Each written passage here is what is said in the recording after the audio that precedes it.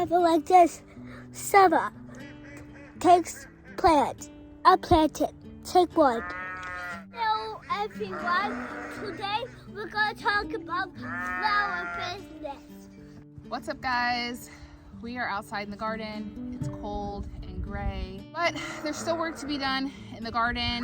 We are aiming to sow sunflowers every week so that we have sunflowers throughout the season. Last week I sowed 200 white light sunflowers. I'll add a photo so you can see what that looks like. This week I've got some more seed starting trays. I know I mentioned that in a previous video as we were going through the greenhouse. I was kind of just improvising using some recycled containers. And while I think that is absolutely a great way to get started, great way to use what you have on hand, what I was running into with the milk jugs or recycled containers is that I would water in the morning, and by midday, because they didn't really have that depth, they were drying out just a whole lot faster. I did get some okay germination on some of the trays, and then others it was a complete wash, and I think that was because I wasn't able to maintain the moisture levels like I'm used to. So I've got some more bottom water trays here that I'm going to be starting seeds in, and I've also got some more of these 50 cell trays. I am finding that it is more of a hassle for me to come back later and separate these plants out for planting than it is for me to just go ahead and plant a fairly easy amount per cell. And so what I'm aiming for is just 2 seeds a cell. That's 100 plants a tray, assuming you have 100% germination, which I likely won't. So I'm going to be starting, I think today I'm going to start 400 sunflowers. So I have some extra trays I'm going to pop out. I've got some potting mix, some labels, and some bottom water trays. And that's my task for this gloomy day. I'm cold. I think it's like 57 degrees, which is plenty cold enough for me. So I'm just gonna try and get this done and then head back inside the camper.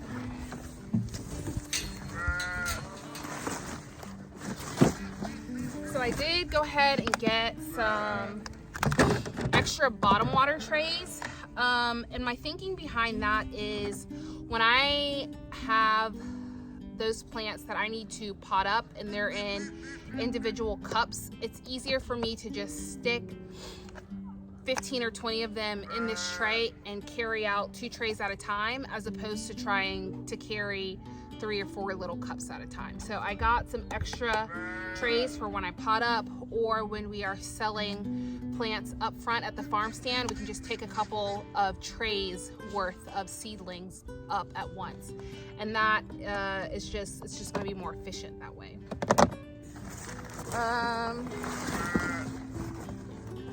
I like the 50 cell trays because I'm able to leave my seedlings a little longer.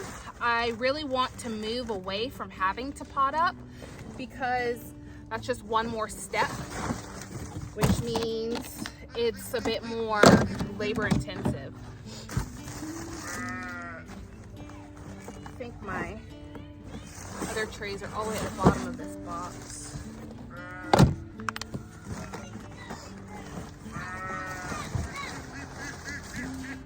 All right.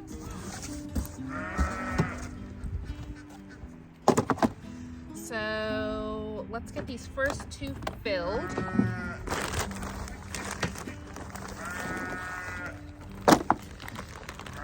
Whenever my sheep hear me out here, they always start making a big fuss. Move this over here. And I'm still using the Miracle-Gro moisture control potting mix. I've had really great germination rates with it so far. It's consistently available near me, whether I pop in to like a little hardware store, or we spend lots and lots and lots of time at Lowe's, and I can pretty much always find it there. So that's what I'm using for now. For 400 sunflowers, I need to do 4 trays, and eventually if I get more racks in the greenhouse, I might move to just 1 seed a cell tray, but for the sake of space right now, I'm gonna combine. When I'm done sowing these seeds, we'll just pop over to the greenhouse real quick and take a peek inside and see what's growing. A lot of our warm season annuals have already started coming up, but I don't have any warm season annuals planted out in the garden right now. Actually, tomorrow night's supposed to be right above freezing at 33, so I wouldn't be surprised if I came out to a frost tomorrow morning. But other than that, the 10-day forecast looks pretty good. Still hanging out in the 50s during the night, which is good for our cool season flowers. We're about here, zone 8B, low country of South Carolina. My last frost date is typically mid-April, and so we're almost a month out. And so having these plants ready to go in the greenhouse just means when the time is right and the nights are not freezing anymore, we're hovering above 50 degrees consistently, that means I'm ready to go. All I have to do is plant things out. We are still on lamb watch. Our ewes are still expecting no baby lambs yet, but we'll be sure to make a video and update you guys when they get here. We've sort of been taking guesses as to if we're gonna have twins or triplets, and preparing ourselves for milking, so that's been an exciting happening on the farm lately. You know, these things are taped together, so I'm trying to get this undone.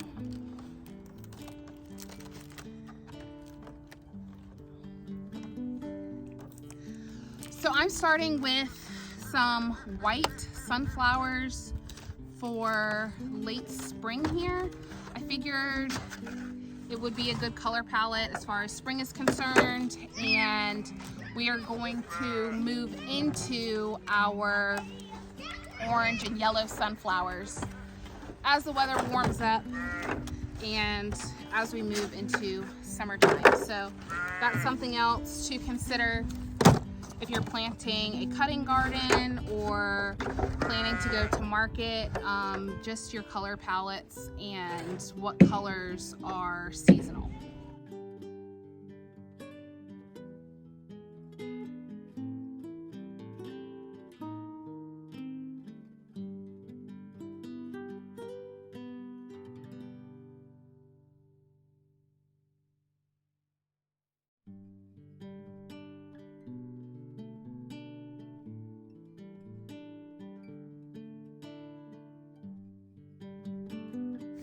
All right, so I've got my Pro Cut White Light right here.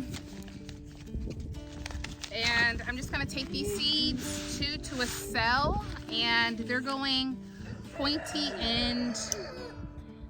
We're gonna go pointy end down, if you guys can see that. So two seeds to a cell. And when I'm done, I will add water to all of these trays. So right now, mid-March, we're preparing for our first markets to begin in April, and just a little bit nervous. It's one of those things where it's a completely different ball game when you're just, growing for enjoyment versus having promised something to someone. I just want to make sure we're able to deliver on that. And the best bet as far as that goes is just to keep planting and to plant more than what we think that we will need. So aside from planting, we're also trying to prepare our displays and the mobile bouquet bar. I haven't been working a whole ton on the bouquet bar. My sister's kind of been handling that, her and her husband. But we will come in together here in a couple weeks and add some cute decor and some final touches. And I think we're both super excited about that. As far as the farmers market goes, we are ordering tents and banners, and we have to figure out our signage. So I feel like as a first timer, if you're watching and considering going to market, just be aware of the fact that there's a whole lot more to going to market than just growing flowers. Lots of little details and things to be taken into consideration. How are you going to display the flowers? How are you going to wrap the flowers? How are you going to hold the flowers until you get to market? One thing that I've noticed with my daffodils, and I think I talked to you guys about this briefly, was the fact that I was only getting 4 or 5 daffodils here or there every day. And in order for me to be more efficient as far as making bouquets or bundles out of those, what I needed to be doing was picking what I could at the optimal time and then putting them away in our spare fridge, which we are using sort of as a cooler right now because it doesn't have anything else in it. And so what I started doing was just harvesting what I could at the optimal time and tucking them away. And then I was able to finally get a couple bunches worth of flowers versus 3 flowers on Monday, 2 flowers on Tuesday, 1 flower on Wednesday. By the end of the week, I had 35 flowers that I was able to separate out into 2 bunches. And so that's something to consider if you're wanting to, grow flowers and go to market. It'll be something to figure out. It's kind of easy to assume that everything's gonna come, everything's gonna come on and bloom at the right time. And because everything has a specific time that it needs to be picked, you can't just wait until the day that you want it or the day before you want it. If you miss that frame of time when it needs to be harvested, then you miss out on that flower altogether. So that's something I'm just learning and figuring out for myself.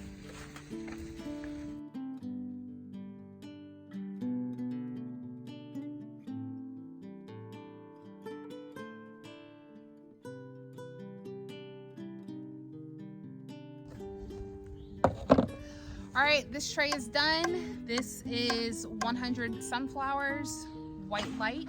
I'm going to set you guys up on a time lapse while I knock out these last 3 trays. I'm going to be doing 1 more tray of white light, and then I'm going to be doing 2 trays of the white night sunflower. So that flower has a brownish black head in the center with the creamy yellowish white petals, and I figured that would be a good segue into summer. And I'm also thinking white night might look nice in the fall. So I'm gonna go ahead and get these seeds sown.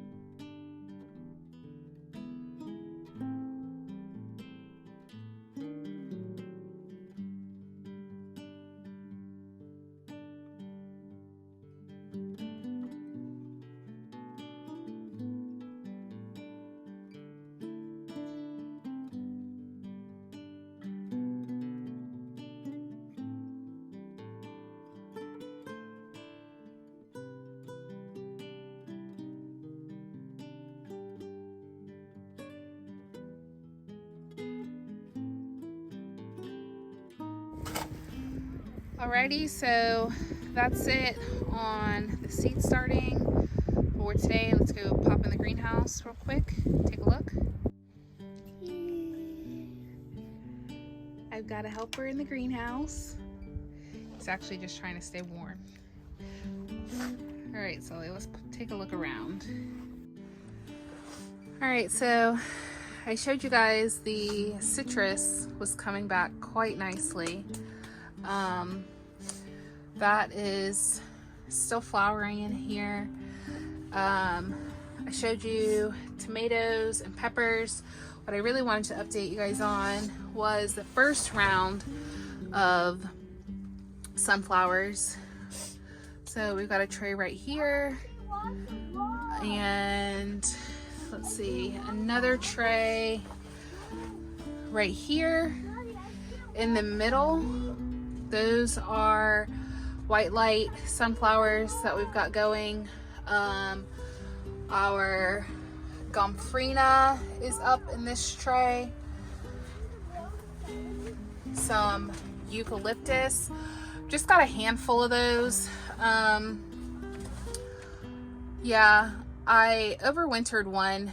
Okay, I probably need to start more, but these need to be started closer to like December, January. So I'll see how I can carry these through the heat of the summer, and maybe next year we'll start a little bit more than that. On the seedling heat mats back here, I've got, let's see, we've got euphorbia and some Potomac snapdragons. Those snaps are season, or excuse me, a group 3-4. So they should handle the heat a little bit better, but we'll see. They are just starting to germinate, and it's a little difficult to see because there's algae, but there's snapdragon seeds are really tiny and the seedlings are extremely tiny, but there's some in there.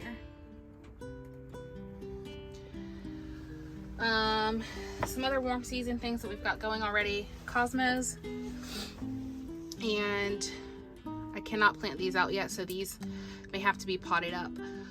This is afternoon white, and we've already got some roots coming out of a couple, so those will probably be potted up. Oops. Those will probably get potted up in the next couple weeks. And you found a worm? Let's see. Let's show everybody. All right, let me see it. Whoa, cool find, Sully. Yep, I find it. I have to find it. Yeah, we've been finding lots of worms, which is promising and super exciting because a year ago we were not seeing worms anywhere. So if you follow our channel, we added some worms to the garden last summer, and I think we're seeing the return on that, so that's exciting. All right, here's a couple more citrus. The variegated Eureka back there. I don't see any buds on that one just yet, but this Valencia is really starting to like bush out. It's got buds on it. We have never gotten fruit from this one yet, just because we left it outside the first winter we got it, and it died back completely. So this plant has made quite a comeback, and we've got some buds on it. All right, Sully, I'm gonna come out. Can you go that way? And then the last, I think, warm season tray, we've got Cupcake Blush Cosmos already coming up, and this tray over here, and maybe some more Cosmos. Oh yeah, we've got another tray of Cosmos down there on the bottom. That's Apricota. That seed pack actually didn't fill the entire tray, so that's why you see all those blank spaces. All right, I'm gonna show you guys the roses. We unboxed David Austin roses with you guys, bare roots. We got those planted the next day because the day we unboxed them, it got kind of crazy. But I'm already starting to see some growth on these roses, so that's super exciting. we'll probably get blooms by summertime. All right, so here's one of the rose bushes that we planted. This is the Olivia Rose. Said I was gonna leave the tags on, but everywhere you see, like this red right here is new growth. We do have thorns, but there's some new growth. So it's starting to bud out a bit. Let's see, here we go. So we'll have some foliage here soon on the roses. Here's one of our Tractor Supply roses from last year. And Kevin loves the color orange, so that's why I snagged this one. And look, it's amazing. It's almost like a neon color orange, but that's our first blooming rose of the season. It's gorgeous. We've got one more on the way right here. It's really nice. The David Austin roses came with a care guide, and so now I know for our region when I need to be feeding these plants, when I need to be pruning them. I kind of like fly by the cuff with a lot of things, and so now that I know, I need to pretty much be feeding these roses every other month, and we'll prune them back in February, and hopefully we'll be able to establish some nice rose bushes. Ants, always. Alrighty guys, that's it for today. Hope you enjoyed this quick seed starting video and a sneak peek into the greenhouse. We will see you guys soon. Bye.